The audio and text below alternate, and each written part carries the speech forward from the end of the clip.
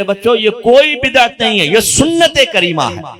ہاں ایک پہلو ہو سکتا ہے کہ جس حیات قضائیہ کے ساتھ ہم منا رہے ہیں اس کو آپ کہہ سکتے ہیں کہ جی ایک نیا طریقہ ہے، جلوس نکالنا، جھنڈیاں لگانا، لائٹنگ کرنا، خاص اجتماعات کے انعقاد کرنا، یہ کچھ نئی چیزیں ضرور ہیں اور ہر نئی چیز کو بدعت کہا جاتا ہے، لیکن یہ بھی ہم نے صحابہ کرام علیہم رضوان سے سیکھا۔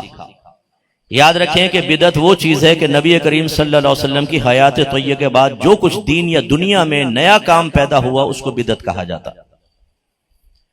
لہذا جب تک نبی کریم حیات رہے ہر چیز سنت، لیکن جب سرکار وفات پا گئے تو پھر بدعت کا آغاز ہوا۔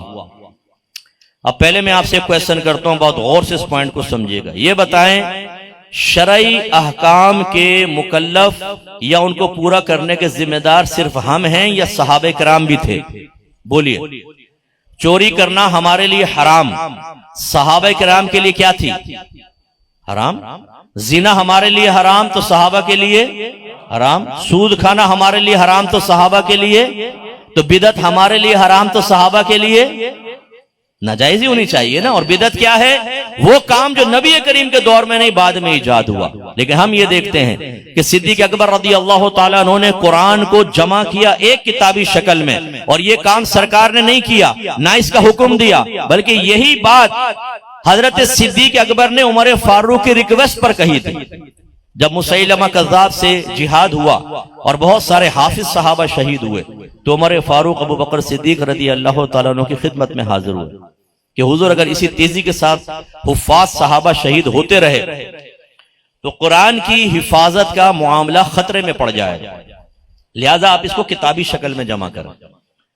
کیونکہ پہلے جیسے جیسے وحی نازل ہوتی، مثلا 10 صحابہ بیٹھے، سرکار ان کو قرآن لکھوا دیتے تھے، پھر سرکار کہیں اور گئے، 5 صحابہ ساتھ ہیں نئے صحابہ، ایک آیت وہاں نازل ہوئی ان کو لکھوا دی، پھر وہ آپس میں شیئر کرتے تھے اور پھر صحابہ جمع کر کے یاد کر لیا کرتے تھے، لیکن ایک کتابی شکل میں نہیں تھی۔ کسی نے درخت کی چھال پر لکھا، کسی نے اونٹ کی ہڈی پہ لکھا، کسی نے پتھر پہ لکھا، کسی نے کھال کے اوپر لکھا، محفوظ۔ اب جب عمر فاروق رضی اللہ تعالیٰ نے ریکویسٹ کی، صدیق اکبر نے یہی جملہ کہا، اے عمر جو کام اللہ کے نبی نے نہیں کیا میں کیسے کر سکتا ہوں؟ یہی اشارہ کرتا ہے کہ صحابہ کے دور میں بھی نیا کام بدعت ضرور تھا، اسی لیے حضرت صدیق اکبر نے ارشاد فرمایا میں وہ کام کیسے کر سکتا ہوں جو اللہ کے نبی نے کیا۔ لیکن جب عمر فاروق رضی اللہ تعالیٰ عنہ کا اصرار ہوا تو صدیق اکبر اس پر راضی ہو گئے اور قرآن جمع کیا، لہذا اس سے نتیجہ نکلا کہ وہ بدعت ضرور تھا لیکن بری بدعت نہیں بلکہ ایک اچھی بدعت تھی، کیونکہ اس میں دین کا فائدہ تھا۔ پھر عمر فاروق رضی اللہ تعالیٰ عنہ نے تراویح کی جماعت باقاعدہ قائم فرمائی، ورنہ سب علیحدہ علیحدہ پڑھتے تھے۔ ایک دفعہ آپ مسجد میں گئے، کوئی یہاں تراویح پڑھ رہا ہے، کوئی وہاں پڑھ رہا ہے، کوئی وہاں پڑھ رہا ہے، کہیں ایک امام بن گیا ہے، 2-4 آدمی اس کے پیچھے پڑھ رہے ہیں، تو آپ نے فرمایا میں چاہتا ہوں کہ سب لوگوں کو ایک امام کے پیچھے مجتمع کر دوں، لہذا آپ نے حکم فرمایا، تراویح جماعت سے سٹارٹ ہوئی، آپ دیر سے پہنچے، جب آپ نے اس کو دیکھا تو فرمایا نعمت البدعۃ ھذہ، یہ کیا ہی اچھی بدعت ہے۔ بدعت کو فرما رہے ہیں یہ کیا ہی اچھی ہے، اس کا مطلب ہر بدعت بری نہیں ہوتی۔ اسی طرح نبی کریم صلی اللہ علیہ وسلم نے فرمایا کہ اللہ کی بندیوں کو مسجد میں آنے سے مت روکو۔ عورتوں پر واجب تھا جماعت سے نماز پڑھنا، وہ آتی تھیں سرکار کے دور میں، صدیق اکبر کے زمانے میں، لیکن عمر فاروق رضی اللہ تعالیٰ عنہ نے عورتوں کو روک دیا، اب تم نہیں آؤ۔ یہ نیا کام تھا کہ نہیں تھا؟ جس کام کو نبی کر رہے ہیں اس کام کو منع کر دیا نہیں کر دیا؟ یہ بدعت تھی، یہ نیا کام تھا۔ عورتیں گئیں سیدہ عائشہ صدیقہ، عالمہ طیبہ طاہرہ مجتہدہ مفتیہ کے پاس، ہماری والدہ بہت صاحبہ علم تھی، اور ان سے جا کر کہا کہ دیکھیں یہ عمر فاروق نے ہمیں مسجدوں میں آنے سے روک دیا۔ میری والدہ نے فرمایا اگر میرے سرکار میرے سرتاج آج دنیا میں ظاہری طور پہ جلوہ افروز ہوتے اور جس طرح عورتیں زینت کر کے گھر سے باہر نکل رہی ہیں آپ ملاحظہ کر لیتے تو آپ بھی عورتوں کو مسجد میں آنے سے روک دیتے۔ گویا کہ آپ نے فرمایا بظاہر یہ نبی کریم کی قول کی تمہیں مخالفت نظر آ رہی ہے، لیکن حقیقتاً مزاج رسول کی موافقت ہے۔ میرے نبی ہوتے تو یہی کرتے، اس کا مطلب ہے ہر نیا کام برا نہیں ہوتا۔ جمعے کی کتنی اذانیں ہوتی ہیں بولے؟ نبی کریم کے دور میں کتنی تھی؟ ایک. صدیق اکبر کے دور میں ایک. عمر فاروق کے دور میں صرف ایک. کون سی؟ جو خطبے سے تھوڑی دیر پہلے ہوتی، بس ایک اذان. اذا نودی للصلاۃ من یوم الجمعۃ فاسعوا الی ذکر اللہ وذروا البیع. جب اذان دی جائے، جمعے کی اذان دی جائے تو تمام معاملات چھوڑ دو، بے وغیرہ چھوڑ دو اور سعی الی الجمعہ کرو، فوراً جمعے کی طرف آؤ. جب عثمان غنی کا دور آیا تو مدینہ پھیل گیا اور بازار مدینے سے باہر چلا گیا. بعض اوقات اذان کی آواز صحیح نہ پہنچتی، یا پہنچتی تو لوگ جب تیاری کر آتے تو دیر ہو جایا کرتی. تو زاورا کا ایک مقام تھا مدینے کے باہر، جہاں عثمان غنی نے ایک مؤذن مقرر کیا کہ پہلی ایک اذان دی جائے تاکہ لوگ ہوشیار ہو کر آئیں، پھر دوسری اذان کے فوراً بعد خطبہ اور جمعہ ہو جائے، دیر سے نہ پہنچے. آج دیکھیں یہ پہلی اذان ہر جگہ دی جا رہی ہے. یہ صحابہ کرام کا طریقہ. اس کا مطلب ہے کہ جب یہ کہا جاتا ہے کلو بدعت ضلالہ و کلو ضلالۃ فی النار، ہر بدعت گمراہی ہے، ہر گمراہی جہنم میں لے جانے والی ہے، اس سے مراد وہ بدعت ہے جو قرآن و حدیث کے خلاف، جس کو بدعت سیئہ کہتے ہیں. اور اگر کوئی ایسا نیا کام ایجاد کرے جس سے دین کو تقویت ملے، محبت رسول میں اضافہ ہو، ثواب میں اضافہ ہو، لوگ دین کے قریب آئیں، دین کی ترغیب حاصل ہو، اور وہ سرکار کے دور میں نہیں تھا. بدعت یہ بھی ہے لیکن اس کو بدعت حسنہ کہا جائے گا. بدعت سیئہ پر عامل جہنم میں جائے گا، اور بدعت حسنہ پر عمل کرنے والا انشاءاللہ درجات کی بلندی پائے گا، اللہ راضی ہوا تو جنت میں بھی جائے گا. اب ہم آپ کو عرض کرتے، اور یہ ذہن میں رکھ لیجئے گا کہ آج کے دور میں کوئی بھی بدعت سے محفوظ نہیں. جو یہ مشین گن لے کے بیٹھا ہوا ہے، کافر مشرک بدعتی، کافر مشرک بدعتی، دائرہ ادب میں رہ کر بالکل آپ اس سے یہ والے کویسچن کر لیجئے گا. گنبد اور مینار پہلے مسجدوں میں نہیں تھا، چار سرکار کے نہ دور میں نہ چاروں خلفاء کے دور میں، یہ بعد کی ایجاد ہے. مسجدیں خالی ہوا کرتی تھی، گنبد اور مینار نہیں تھے. بعد میں فقہا نے کہا کہ بھئی جو مسافر آتے ہیں انہیں پتہ ہی نہیں چلتا کہ گھر کون سا اور مسجد کون سی جب تک اذان نہ ہو، تو کوئی ایک علامت ہونی چاہیے کہ دور سے دیکھ کے جان جائے کہ یہ مسجد ہے. تو گنبد اور مینار بننا شروع ہوئے. کوئی مسجد کسی مکتبہ فکر کی گنبد مینار سے خالی ہے؟ جا کے پوچھتے کیوں نہیں کہ یہ گنبد اور مینار تو نہ اللہ کے نبی نے بنائے، نہ اس کا حکم دیا، نہ صحابہ نے بنائے، نہ حکم دیا، آپ یہ بدعت کیوں کر رہے ہیں؟ اور اس بدعت کا تعلق عین دین سے ہے، کوئی دنیا سے بھی نہیں ہے. تو ہم میلاد بنا کے جہنمی ہو جائیں اور آپ گنبد اور مینار بنا کے قطعی جنتی ہو جائیں، وجہ فرق ہمیں بتا دو، وجہ فرق بتائیے. 6 کلمے، ایمان مفصل، ایمان مجمل، سب بات کی ایجاد. قرآن پاک کو کتابی شکل میں بعد میں، اور اس کے اعراب، وفق کے نشانات، آیات کے نشانات سب بعد میں. سپاروں کے نام یہ اللہ کی طرف سے نہیں ہے. ایک لفظ ہوتا ہے توفیق، ایک ہوتا ہے توقیف. توفیق کا مطلب ہوتا ہے اسباب خیر کو کسی کی طرف متوجہ کر دینا، اللہ کی طرف سے اسباب خیر کو متوجہ کر دینا. اگر میں آپ سے کہتا ہوں آئیے نماز پڑھیں، تو یہ خیر کا ایک سبب متوجہ ہوا، ہم کہیں گے آپ کو توفیق ملی ہے. تو میرے بعض بھائی کہتے ہیں جب نماز کا کہنا ہے کہ یار نماز پڑھ لو، کہتے ہیں جب اللہ کی توفیق ہوگی تو پڑھ لیں گے. تو بھائی توفیق کسی فرشتے کا نام نہیں ہے کہ وہ آپ کے پاس آ کر کہے کہ حضور نماز کا ٹائم ہو گیا ہے، حکم فرمائیں تو آپ کو وضو خانے تک پہنچا دوں اور اٹھا کے وہاں پہنچا دیں، پھر آپ یوں بیٹھے رہیں، آپ کا منہ بھی دھو دے پپو کا اور ہاتھ بھی دھوئیں، وضو کروائیں، پھر لا کے مصلی پہ کھڑا کر دیں کہ اب اتنا تو آپ کر دیں کہ نماز پڑھ لیں. یہ توفیق تو اب وہ قیامت تک نہیں ملنے والی. اور ایک ہوتا ہے توقیف. توقیف کا مطلب ہوتا ہے اللہ کی طرف سے ہونا.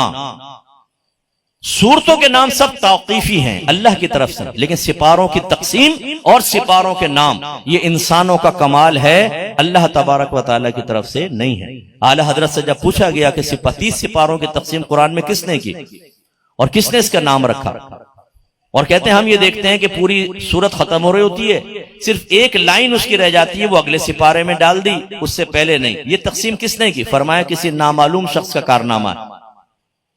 فتاوی رضوی میں اٹھا کے پڑھیں. یہ تقسیم کسی نے کی. آج جس بھی مکتبہ فکر سے قرآن چھپ رہا ہے، کسی بھی پرنٹنگ پریس سے دیکھ لیں 30 سپاروں کے اندر ہی چھپ رہا. یہ بدعت کس نے ایجاد کی؟ کیوں چل رہی ہے بدعت؟ مسجدوں کے اندر جماعت کے اوقات مخصوص ہیں کہ نہیں؟ فجر اتنے بجے، ظہر، عصر، مغرب، عشاء، عید، جمعہ. کبھی ایسا دیکھا ہے کہ کبھی 1:30 بجے ہو گئی، کبھی 2:30 بجے ہو گئی مثلا ظہر، کبھی 3:30، کبھی ایک دم 12:15 کر کے دیکھیں ذرا، لوگ ماریں گے پکڑ کے. تو ہر مسجد میں جماعت کے اوقات مخصوص کر دیے گئے. پوچھیں کس نے کیے تھے؟ اللہ کے نبی نے، صحابہ کرام نے؟ نہیں. تو تم نے یہ بدعت کیوں ایجاد کی؟ جواب ہوگا یار لوگوں کی سہولت اور آسانی کے لیے، آگے پیچھے کر دیں گے بیچارے لوگ، کوئی جماعت میں پہنچ پائے گا کوئی نہیں پہنچ پائے گا. اس لیے اس کا مطلب ہے کہ آپ کی عقل نے کام کیا تو ایک عقلی دلیل پر کہ لوگوں کے لیے آسانی ہو جائے گی، نہ قرآن کی دلیل نہ حدیث کی دلیل، ایک عقلی دلیل پر نماز کے اوقات آپ طے کر لیں، جماعت کے اوقات، یہ بدعت نہ ہو، عین سنت کے موافق ہو جائے اور آپ کے لیے باعث نجات بھی بن جائے. اور میلاد مصطفیٰ کے لیے اگر ہم 10 دن مقرر کر لیں، 12 دن مقرر کر لیں تو یہ بدعت ہو جائے اور یہ تخصیص کرنا ہمارے لیے قابل گرفت ہو جائے. وجہ فرق بتائیے. آپ نے سنا ہے بعض لوگ کہتے ہیں مفتی اعظم پاکستان فلاں. کبھی آپ نے نبی کریم کے ساتھ سنا مفتی محمد، مفتی ابو بکر، مفتی علی، مفتی عثمان، مفتی عمر، مفتی ابو ہریرہ، مفتی زید بن ثابت؟ سنا آپ نے؟ یہ شیخ الحدیث، شیخ التفسیر، یہ جتنے القابات ہیں سب کے سب بدعت ہیں، بعد میں ایجاد ہے. بخاری، مسلم، ترمذی، نسائی، ابو داؤد، ابن ماجہ، جو آپ سے یہ کہتا ہے کہ مجھے بخاری میں میلاد دکھا دو میں مان لوں گا، یہ دعویٰ بھی، یہ مطالبہ بھی ایک بہت بڑا بدعت ہے. کیا کسی صحابی نے، نبی کریم نے حکم فرمایا تھا کہ بخاری میں ملے تو مان لینا ورنہ نہیں نا؟ تو پھر تمہارا یہ مطالبہ بھی تو بدعت ہوا. اس پر کیوں نہیں گرفت ہوگی یہ بتاؤ؟ اور پھر چلو ہم کہتے ہیں مان لیتے ہیں کیونکہ ہم تو بدعت حسنہ کو مان لیتے ہیں نا، چلو مان لیا. تم یہ کہتے ہو بخاری میں دکھا دو کہ اگر میلاد صراحتاً کہیں لکھا ہو کہ میلاد مناؤ ہم منا لیں گے. میں دائرہ ادب میں رہ کے کہتا ہوں، پہلے کویسچن کرتا ہوں، اس کا مطلب ہے بخاری آپ کے نزدیک اتنی ویلڈ ہے کہ اس میں لکھا ہوگا تو مان لو گے ورنہ نہیں؟ یس. اب میں آپ سے مطالبہ کرتا ہوں آپ بخاری میں یہ دکھا دیں کہ امام بخاری نے فرمایا ہو کہ میری بخاری میں ہو تو ماننا ورنہ نہ ماننا. یہ دکھا دو میں آپ کا مرید ہو جاتا ہوں. امام بخاری نے تو یہ معیاری مقرر نہیں کیا، آپ نے کہاں سے کر لیا؟ یہ مطالبہ بھی بدعت. پھر بخاری، مسلم، ترمذی، نسائی، ابو داؤد، ابن ماجہ، حاکم کے مستدرک، دارمی، دارقطنی اور بہت ساری، باہقی، دارقطنی کی باہقی، بہت ساری کتابیں مارز وجود میں آئیں. یہ سب بدعت ہے کیونکہ صحابہ کرام نے اس طریقے سے عنوانات قائم کر کے، ابواب قائم کر کے کبھی بھی حدیثیں جمع نہیں. سب کی سب بدعت ہے.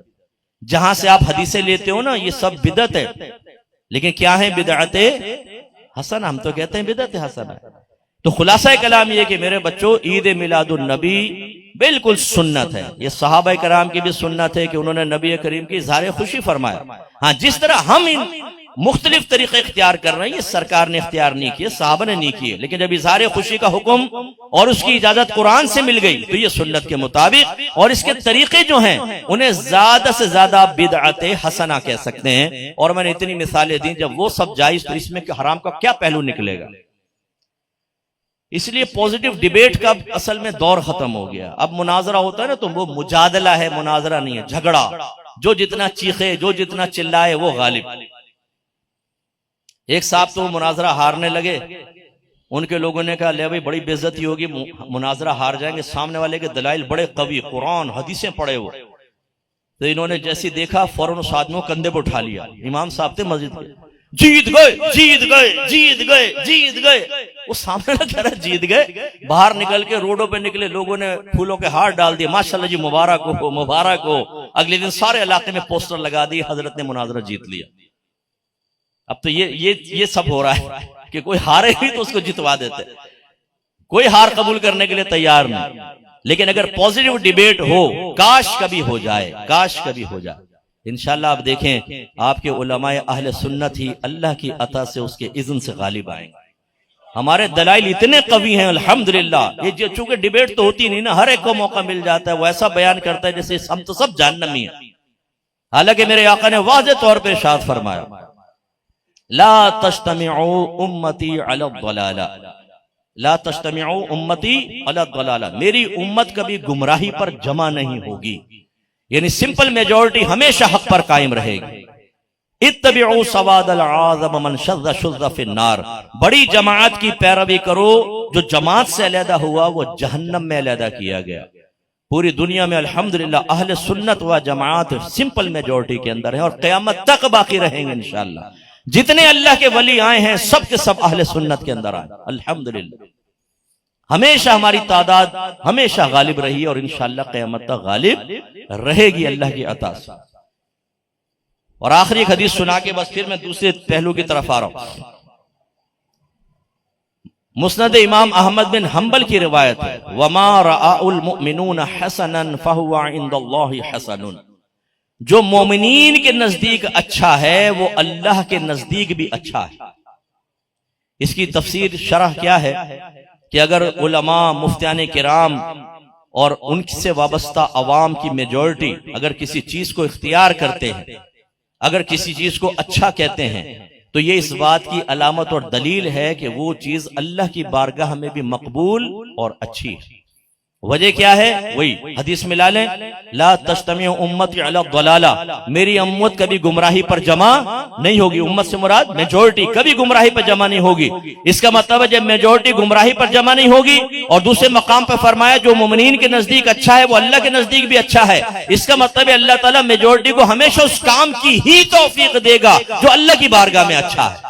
تو الحمدللہ پوری دنیا میں میلاد مصطفیٰ منایا جا رہا ہے، پوری دنیا کے اندر ہر ایک منا رہا ہے، اور انشاءاللہ آپ دیکھیں آگے اور پوزیٹیو تبدیلیاں آنے والی، ہر جگہ میلاد منایا جائے گا، اور اب یہ واضح ہو جائے گا کہ میجورٹی مسلمانوں کی اس کو منا رہی ہے، تو جو مومنین کے نزدیک اچھا وہ اللہ کے نزدیک بھی اچھا ہے، تو جو اس کی مخالفت کرے وہ اللہ کے نزدیک اچھے کی مخالفت کرتا ہے۔ تو پھر بتائیں میلاد منانے والا قابل گرفت ہوگا کہ مخالفت کرنے والا قابل گرفت ہوگا؟ فیصلہ خود کر لیں۔